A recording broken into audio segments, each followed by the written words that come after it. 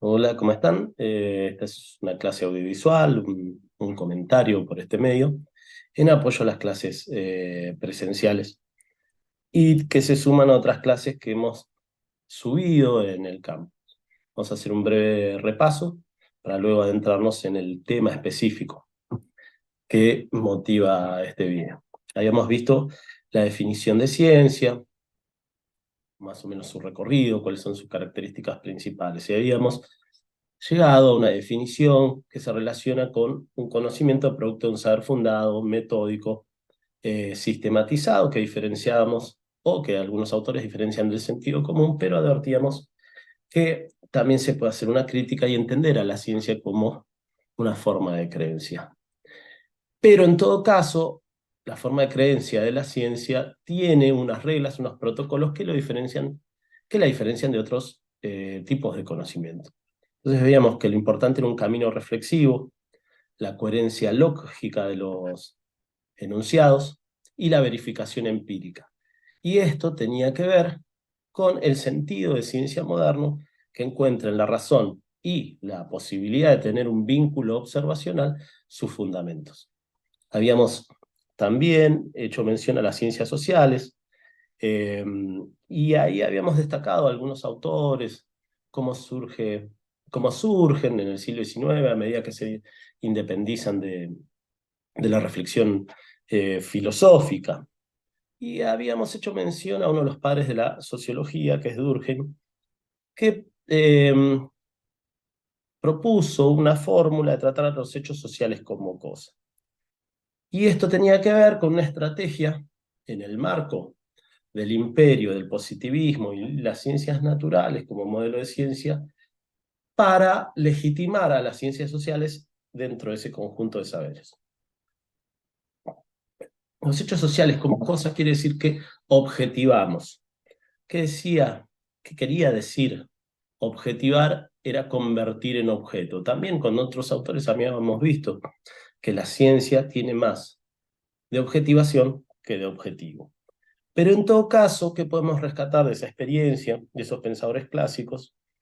Es decir, podemos rescatar, primeramente, la idea de objetivación para entender leyes empíricas de funcionamiento, con referencia a ciertos datos, es decir, lo que nos interesa son las regularidades empíricas que podemos encontrar.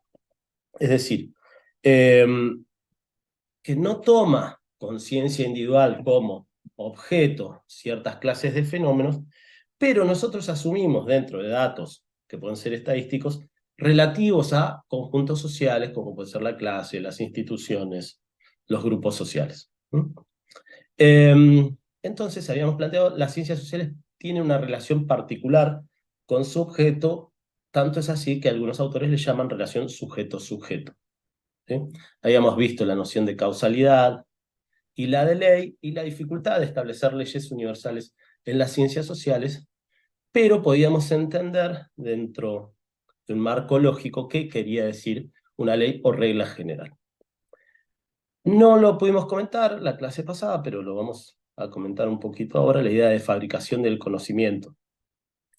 Y esto tiene que ver con los aportes de los estudios sociales de la ciencia. Pero sí habíamos ya dejado en claro que la metodología era el análisis crítico de los caminos, reglas y procedimientos que nos fijamos de antemano. Para eso nosotros vamos a contar con instrumentos conceptuales y operativos. Recuerdan que esto tal vez nos costó un poquito, pero instrumentos conceptuales que podíamos encontrarlos en algún tipo de marco teórico, y operativos era el proceso por lo cual nos conducen esos conceptos a generar datos científicos. En la ciencia fáctica, recuerden la relación o la distinción entre ciencia fáctica y ciencia formal. Decíamos que había una relación observacional con la situación de interés. Esa situación de interés era el problema que nosotros nos planteamos. Plantear un problema, en principio, y es lo que vamos un poquito a ahondar en este comentario, tiene que ver con una pregunta que podemos nosotros formular, es decir, sintetizamos el problema en forma de pregunta para buscar respuestas de tipo empírica. Y esto nos conduce a establecer una relación entre nuestros interrogantes y los conceptos que nosotros podemos crear en el marco de una investigación. Habíamos visto también la idea de proceso como la totalidad de las acciones que realizan los científicos. Bueno, en primer lugar, podemos decir que el método usado en un contexto de investigación científica tiene dos sentidos que nos sirven a nosotros para comprender el proceso. Es decir, como procedimiento para obtener un conocimiento que aún no se tiene, es decir, generar, conocer algo nuevo, y un procedimiento para validar o justificar un conocimiento que ya se tiene. Recuerdan que, decíamos tanto, podía entenderse de una forma prescriptiva como una norma, pero también es muy importante entender a la metodología como un proceso reconstructivo de los saberes. Entonces así llegamos a la metodología como el estudio de las reglas o normas que pautan esos procedimientos con arreglo a ciertos valores cognoscitivos. En la epistemología, las dos acepciones de método han sido identificadas como contexto de descubrimiento y contexto de justificación. Y con esto, digamos, a partir de esas nociones clásicas de contexto de descubrimiento y contexto de justificación, queremos realizar este comentario, estos aportes de los estudios sociales de la ciencia. Tradicionalmente se pensó que solo el contexto de justificación, es decir, ese procedimiento para validar una teoría, pareciera admitir consideración metodológica, mientras se comprendía que no hay procedimientos regulares para el descubrimiento o la forma en que los científicos llegan a sus conjeturas.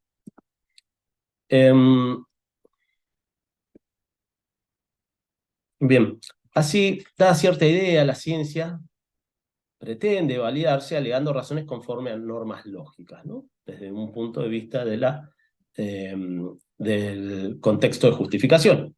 Las normas que nos permiten extraer conclusiones a partir de ciertas premisas establecidas. ¿Sí? La explicación deductiva, por ejemplo, por poner un caso, hay una ley general o hipótesis suficientemente corroboradas que se relaciona con un caso para extraer una conclusión. Un ejemplo de manual podría ser la ley general o hipótesis de teoría suficientemente corroboradas. En todos los metales se dilatan con el calor. ¿Sí? Luego tenemos un caso particular que es el hierro es un metal. Y luego justificamos con lo que debe ser explicado, que sería la conclusión, este trozo de hierro se dilata con el calor.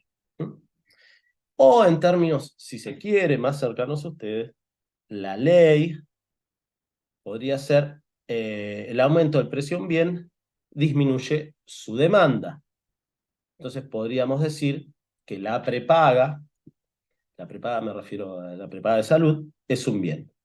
Ergo, esta prepaga disminuye su demanda. ¿Sí? Ahora bien, el estudio de los procedimientos lógicos que los científicos emplean para lograr la justificación sería algo constitutivo de, o que constituye el campo del método de la ciencia. ¿Sí? La metodología tendría que ver entonces con los procedimientos para extraer conclusiones de premisas suficientemente corroboradas. Vamos a ver ahí que Reichenbach, quien está citado en el material de lectura que tienen, pensaba que el acto de descubrimiento escapa al análisis lógico. Este es un análisis lógico por cómo justificamos el conocimiento. Entonces, el descubrimiento de algo nuevo escapa. Si fue por inspiración, por tradición, o por qué razón el científico llega a sus conjeturas. El lógico analiza la relación entre los hechos dados y la teoría. ¿Sí? Cómo se implementa, cómo se relaciona. Bueno, ahora bien, justificar sería demostrar que la teoría tiene un contenido informativo y una estructura lógica, tal que permite establecer falsedad en el caso que las derivaciones, en este caso deductivas, nos diera la evidencia de una predicción que no se va a cumplir. Pero, no me voy a entrar mucho en esto, pero los métodos pueden ser vistos como formas de fijación de creencias, como decíamos anteriormente, en donde el método de ciencia es uno más, pero la verdad que otros métodos de fijación de creencias tienen relación también con el método de la ciencia. El método de la ciencia no se da en el vacío social. Entonces, el contexto de descubrimiento es asunto de la metodología de la investigación para algunos, algunos autores.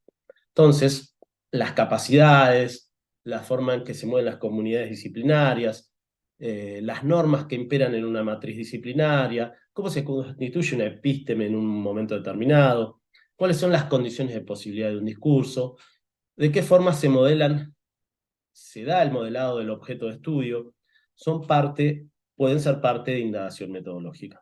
Entonces, ¿por qué? Porque la metodología no puede separarse del proceso histórico en el que está inmersa para algunos de estos autores. Entonces, la validación del conocimiento, nos va a decir Schuster, ¿sí?, es la justificación a través del procedimiento lógicos lingüísticos. Ahí tenemos relaciones sintácticas, semánticas y pragmáticas. Sintácticas serían entre signos y es propio de las ciencias formales. Recuerden que construía objetos ideales sin una relación observacional con la experiencia o lo que llamamos realidad en esa construcción de exterioridad del objeto. En realidad también podemos pensar que ese tipo de ciencias también tienen una función en un uso, podríamos decir, un uso procedimental en otro tipo de ciencias, porque tienen valor las reglas matemáticas y lógicas en las ciencias que tienen una relación observacional. Pero pongamos esto como tipos puros. Entonces la validación semántica, en cambio, que tiene que ver con el significado de las expresiones, la relación de expresiones y sus referentes, básicamente. Y es propio, diríamos, de las ciencias naturales. Y la pragmática son las expresiones en relación con las circunstancias, que son propios de las ciencias sociales. Como vemos, estos son tipos puros de entender la validación a través de ese procedimiento lógico-lingüístico. Porque también en las ciencias sociales es una relación de las expresiones y los referentes, claramente. Pero podríamos decir que también hay unas circunstancias particulares que validan el saber de las ciencias sociales. Entonces, la producción del conocimiento, nos va a decir Schuster, es el modo en que surge ese conocimiento. Entonces, ahí vuelve Reichenbach. Contexto de descubrimiento, que es relativo a la manera en que los científicos llegan a sus conjeturas, y el contexto de justificación relativo a la validación del conocimiento. Entonces, el primero, el de descubrimiento, podríamos decir que es de índole empírico-descriptiva. Se ocupa de procesos reales del pensamiento, de temas sociopsicológicos. ¿Por qué procesos reales? Porque en realidad no vamos a cómo debe ser normativamente ese proceso, sino efectivamente cómo se construyó un determinado conocimiento en un momento dado. Si uno ve la historia de las ciencias económicas que tienen relación con sus disciplinas, va a ver que han cambiado los objetos, los temas, las formas de abordarlo, y mucho tiene que ver con esos contextos. Por ejemplo, los temas ligados al desarrollo, que tuvieron su auge en los años 60. Y ahí imperaba un tipo de temas particulares y unas explicaciones acordes a esa explicación estructural que podía dar las ciencias económicas. El segundo, el contexto de justificación, es normativo, ¿sí? El de justificación. Propio de la filosofía y se ocupa de esa reconstrucción racional, es decir, en esos términos tal vez ideales de la ciencia.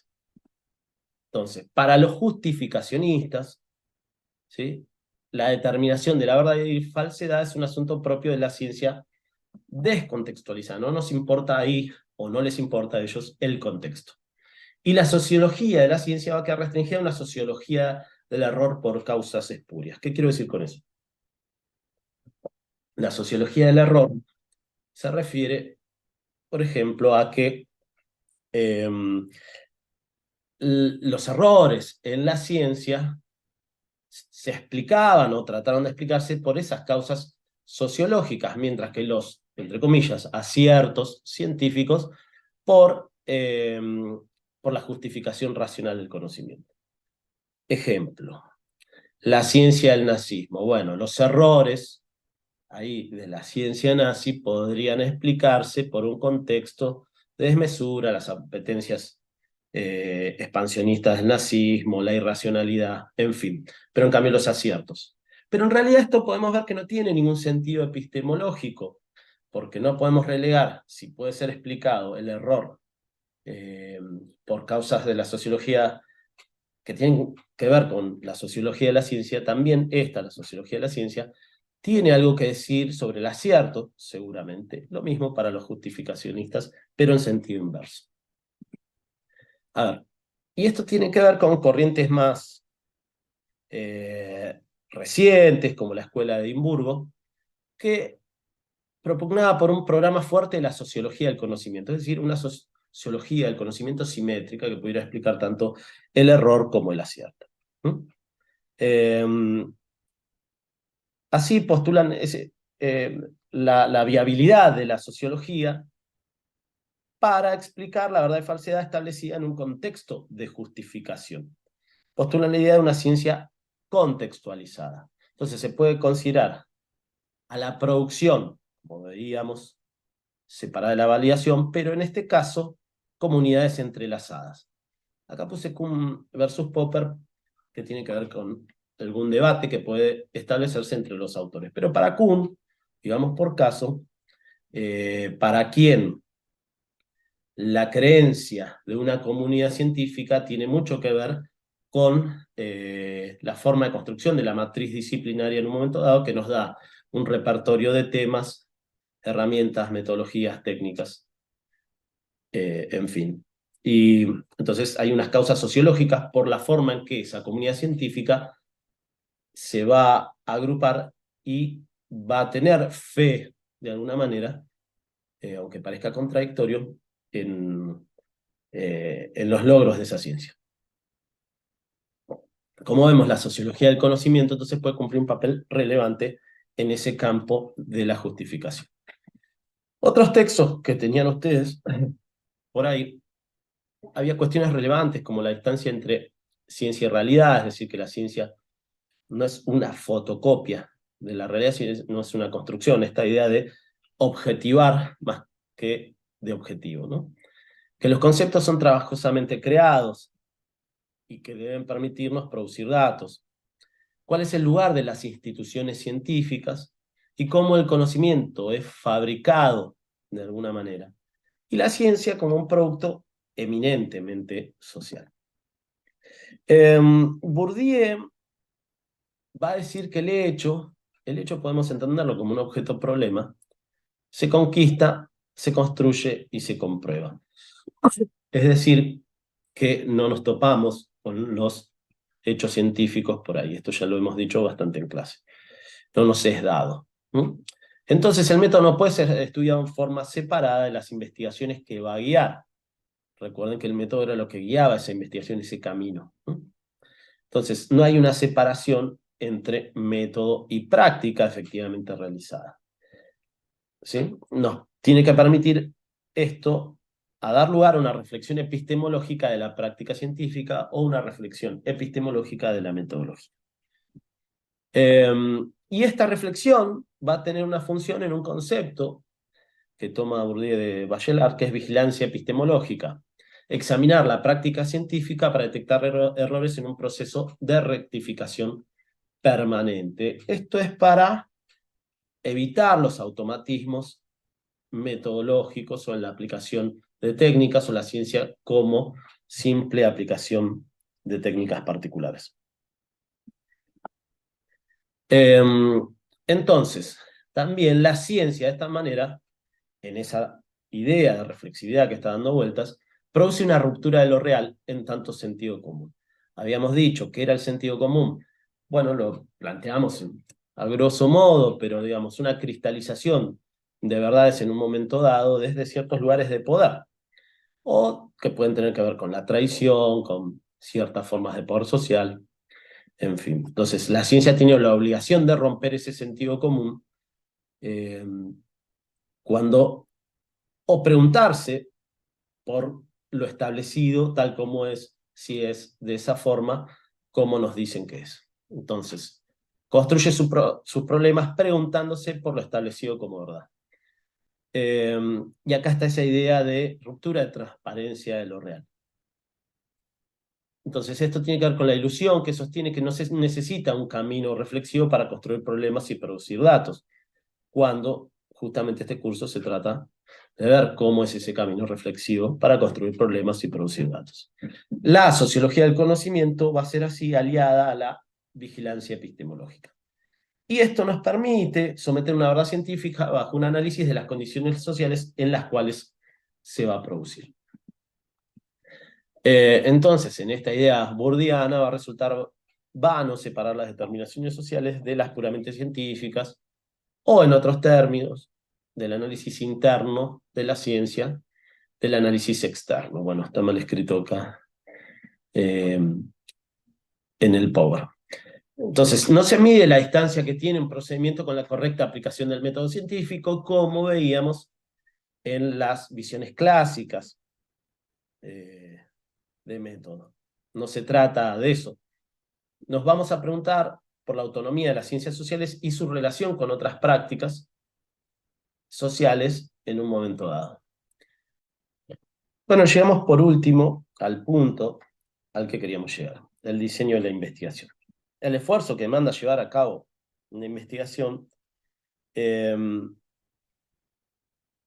establecer algún tipo de relación observacional, la construcción de instrumentos conceptuales y operativos requiere que establezcamos de antemano y reflexivamente algunas decisiones teórico-metodológicas particulares. En esto reside la noción del diseño.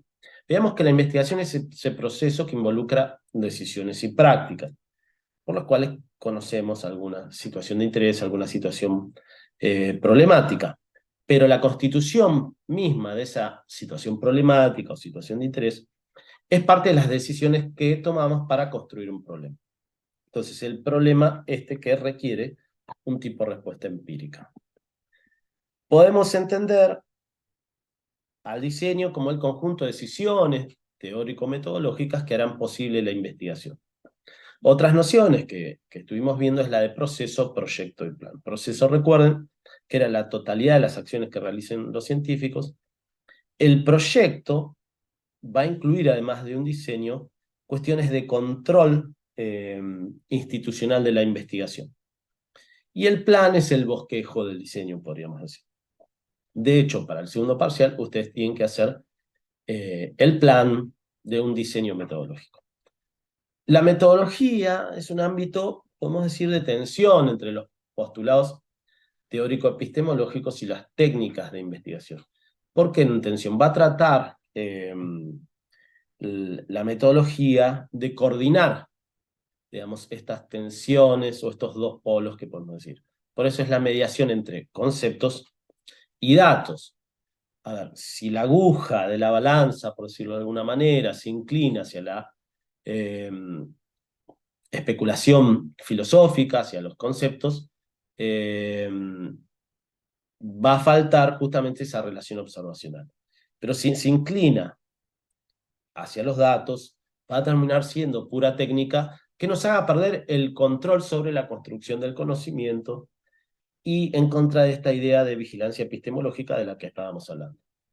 Así el diseño procura equilibrar esa balanza, ¿no? Para que sean relevantes las preguntas de investigación que hacemos y las formas de responder esas preguntas. Entonces, decíamos, ese proceso que involucra prácticas que hay que prever de antemano.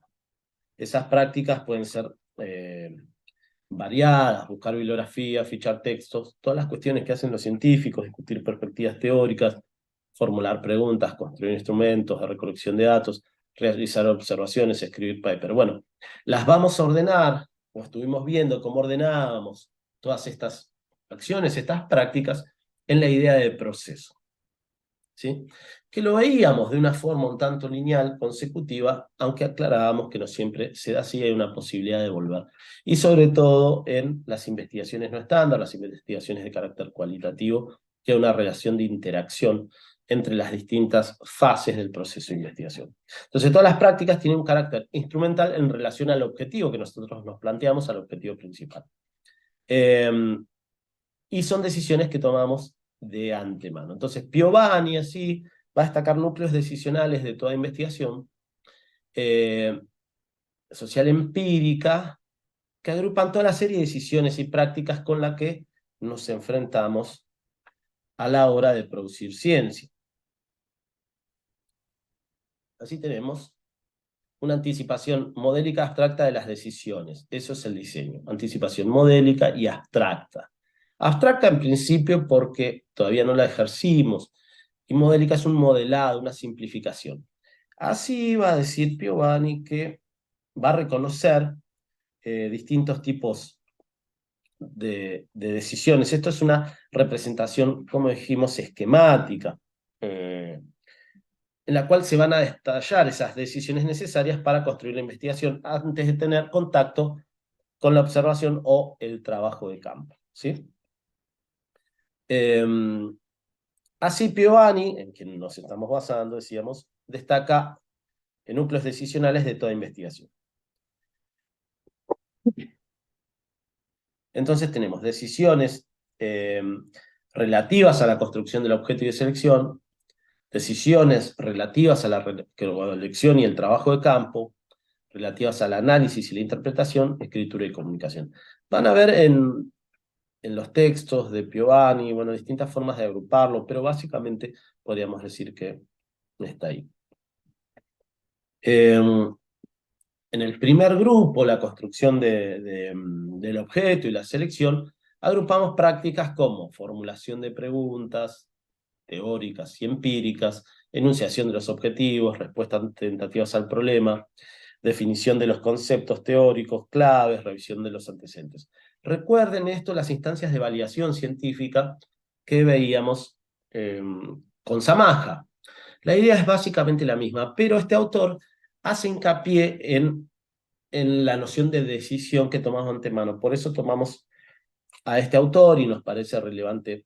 Por eso, porque justamente las tareas de evaluación que nosotros realizamos son decisiones que ustedes plasman en un tipo de documento.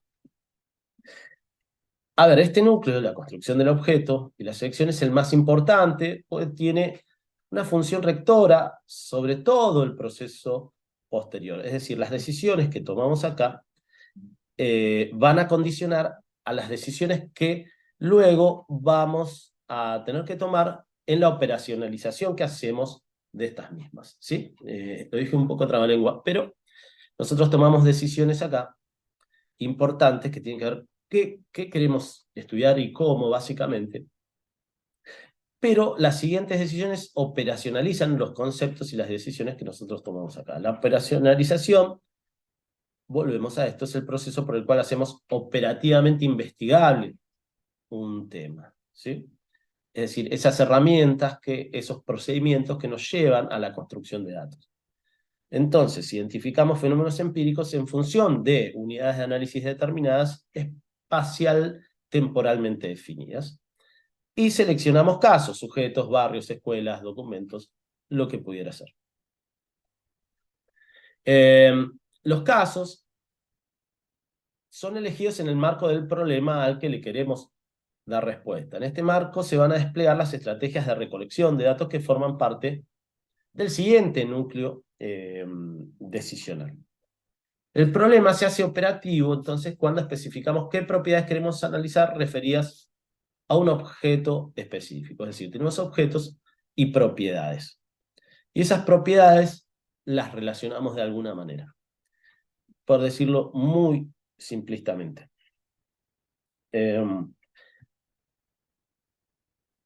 Las propiedades conceptuales están referidas a un quién, delimitado temporal y espacialmente.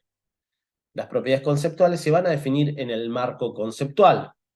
¿Sí? Dimos varias veces el ejemplo de pobreza, que es una propiedad de una unidad o de un objeto, que puede ser un barrio, un hogar, una persona, o hogares por barrio, en fin. Así decidimos los criterios de inclusión y exclusión del objeto al que vamos a relacionar con las propiedades. Es decir, ¿quiénes forman parte de ese objeto? También dimos ejemplos referidos a ustedes mismos, cuando decíamos estudiantes de ciencias económicas, tercer año, los definíamos a ustedes de alguna manera y establecíamos qué propiedades podíamos estudiar de ustedes o qué preguntas, eso en función de las preguntas que nosotros nos hacemos. Como ven acá está esa definición estas definiciones primarias del objeto, podríamos decir. Ejemplo, un estudio sobre la conflictividad laboral en empresas cuyo capital social sea mayor a X. Violencia en niños de colegios públicos en Mar del Plata. Adaptación de personas migrantes en la ciudad de Buenos Aires. Bueno, vemos que hay propiedades y objetos. Apenas mencionados, todavía no hay una pregunta alrededor de eso. Nosotros por eso decimos que relacionamos conceptos con interrogantes. Esto tiene que estar en el marco de una pregunta-problema para justamente considerar un problema de investigación.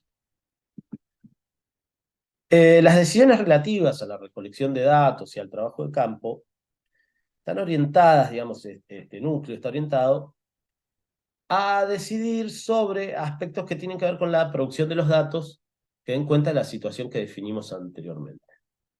¿Mm? Es decir, definimos una situación y acá tenemos que dar cuenta de cómo vamos a realizar esa producción de datos. Esos datos son los que nos permitirán dar respuesta a nuestro interrogante, claramente. Entonces acá se escogen las herramientas para observar las propiedades conceptuales en una población definida en el núcleo anterior. Entonces, estas decisiones atañan a la puesta en práctica de estrategias que permitan explorar empíricamente entrando en contacto observacional. Nos referimos específicamente al modo de abordaje del trabajo de campo y las técnicas de recolección. ¿Sí? A ver, nosotros definimos los objetos y las propiedades en el núcleo anterior, pero bueno, ¿cómo vamos a abordar ese trabajo de campo? Por ejemplo, cómo abordamos a las empresas industriales. Les mandamos un correo y construimos un cuestionario para que contesten, hacemos observación de la empresa, entrevistamos personalmente a sus directivos, nos interesa en cambio los trabajadores para analizar la conflictividad laboral. Bueno, esta es la forma de operacionalizar ese problema. Observación de un ámbito, entrevistas en base a una muestra, análisis de contenido de ciertos documentos, y esas son las técnicas de recolección que nosotros podemos elegir y que vamos a ver un poquito más adelante en el curso. La otra decisión tiene que ver con el análisis de la información y la escritura. A ver, todo esto nos arrojan ciertos datos. Esos datos hay que procesarlos de alguna manera, elaborarlos. Y acá tenemos las decisiones acerca de las técnicas y herramientas que nos permiten ordenar ese flujo de información, esa masa de información que nosotros creamos. Y vamos a decir el tratamiento que tendrá la información, cómo va a ser resumida, cómo se le va a dar sentido de alguna manera. Es decir, que ordenamos, clasificamos, resumimos la información y le damos sentido en función de las perspectivas teóricas elegidas. En cambio, la escritura y la comunicación tienen que ver con la exposición de esa información que también requiere otro tipo de trabajo. Una cosa es cómo se expone y otra cosa es cómo se analizó, cómo se produjo toda esa información. Y esto tiene que ver con los géneros académicos, a los que hacíamos referencia al comienzo de este curso, un género académico que tiene algunas características particulares, que puede ser una tesis, un paper. Y esto tiene que ver con el tipo de público, el tipo de publicación, si tiene que ver con un registro oral o escrito, si es un informe, un artículo, y qué estrategias retóricas son las más adecuadas para ese tipo de comunicación que nosotros queremos establecer. Entonces, el diseño es esa representación esquemática, los detalles de las decisiones antes del control observacional. Y el conjunto de decisiones previas al contacto observacional con los hechos, con las conductas, con las situaciones de interés que nos interesan particularmente.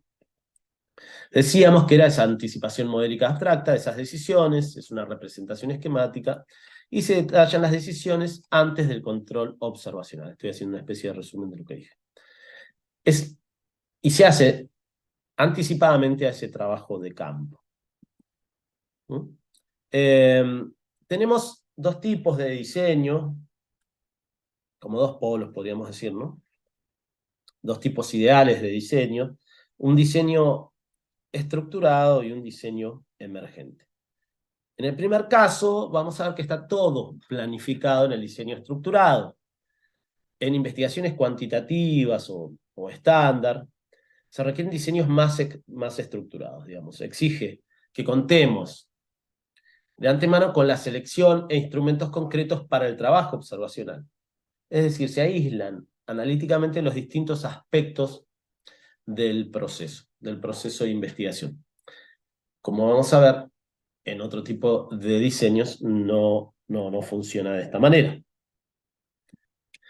En el diseño emergente está relacionado con investigaciones de carácter cualitativo, y hay cuestiones que no pueden ser definidas con anticipación. Si en el diseño estructurado definimos con anticipación todo el problema, en el diseño emergente, obviamente hay una construcción de ese problema, pero se termina de cerrar en el contacto observacional, al menos en este diseño puro, en este polo que nosotros estamos estableciendo para didácticamente, como dos polos ahí en tensión. Entonces hay cuestiones que no pueden ser definidas y serán decididas en el mismo proceso. Y como dije recién, se requiere un mínimo de decisiones previas que nos vayan orientando.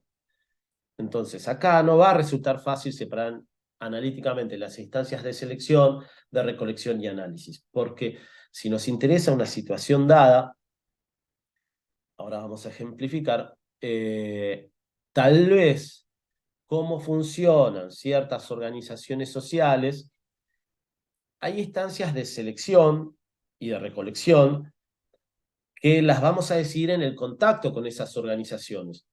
Teníamos una idea previa y tenemos una construcción de por qué nos interesan esas organizaciones, pero tal vez en el contacto nos parece mejor entrevistar a uno que a otro, o tenemos ideas preconcebidas que vemos que no son del todo o no son compatibles con el funcionamiento de tal organización social. Entonces hay una interacción entre la construcción del objeto y esa instancia de recolección. Ejemplo, la selección de los sujetos en el sondeo de opinión. ¿Sí? Se realiza entonces antes de comenzar el trabajo de campo esa selección, en un sondeo de opinión. Entonces se pretende tener el control de la generalización de los resultados. Esto en el marco de una investigación estándar. Es decir, sin una muestra previa, no es posible encuestarlo. Si en el caso anterior, que comentaba, nosotros podíamos ir definiendo los sujetos a entrevistar en función del conocimiento que vamos teniendo de ellos en el proceso, acá ya de antemano tenemos que saber a quiénes o de qué manera vamos a entrevistar a los sujetos. Entonces, esa selección se define antes en el diseño. Vamos a ver distintos tipos de muestra, ¿no? Para comprender cómo es este proceso. Pero la muestra es un producto tangible, un listado de personas, pueden ser personas determinadas o características de personas particulares que nosotros tenemos que buscar. En cambio, en el trabajo de tipo etnográfico, estas decisiones están esbozadas de alguna manera, pero las observaciones de campo serán complementadas con entrevistas en profundidad. Entonces se delinea una estrategia para seleccionar a esos entrevistados. Entonces se requiere conocimiento previo directo y en observación en el campo, no de antemano en el trabajo, como se dice, de gabinete, es decir, en el trabajo de escritorio que nosotros podemos tener. Se pueden cambiar entonces los criterios acerca de quién entrevistar en función de cómo vayamos comprendiendo esa problemática. Así las formas de recolección en el diseño estructurado necesitan un cuestionario estandarizado, diseñado de antemano. Ya las preguntas están fijadas de antemano. Es un producto concreto diseñado. La recolección entonces solo se limita a la aplicación de un modo uniforme al mismo cuestionario. Por ejemplo, si yo quisiera entrevistar a ustedes, a los alumnos del curso que constituyen una unidad particular, yo ya llevo de antemano ese cuestionario. Y sin ese cuestionario, entonces no es posible realizar esa encuesta. Es la herramienta particular. En cambio, en el diseño emergente, implica otro tipo de muestra para realizar entrevistas, por ejemplo, en profundidad. El contenido y el orden de las preguntas no se devela del todo hasta que no han sido realizadas, hay una interacción mayor. Se diseña una guía orientadora, claramente, porque eso es lo que nos va a permitir inquirir sobre alguna cuestión, pero incluye todas las cuestiones que pueden surgir. Y permite acceder a cuestiones no previstas con un instrumento construido de antemano. Pueden surgir otras cuestiones. El investigador acá está más alerta a las cuestiones que van surgiendo. Entonces las decisiones van a depender del problema que nosotros estemos estableciendo. Todas las decisiones tienen que ser instrumentales al logro de los objetivos que el planteo del problema va a conllevar, ¿sí? Entonces, no se trata de acá pusimos dos polos en tensión, dos tipos ideales, y por lo general hay diseños intermedios, ¿no? Diseños, podríamos decir, flexibles, que se plantean entre uno y otro lado, también puede suceder, ¿no? Pero, en todo caso, esas decisiones tienen que ser instrumentales a ese logro de los objetivos. Bien, con esto finalizamos este comentario y vamos a dejar pendiente algunas cuestiones para la clase que viene que tienen que ver, retomaremos la idea de diseño, pero que tienen más que ver con la manera en que se construye un problema de investigación, una pregunta-problema, un objetivo, vamos a ver formas usuales, normas establecidas de realizarlo. Bueno, hasta luego.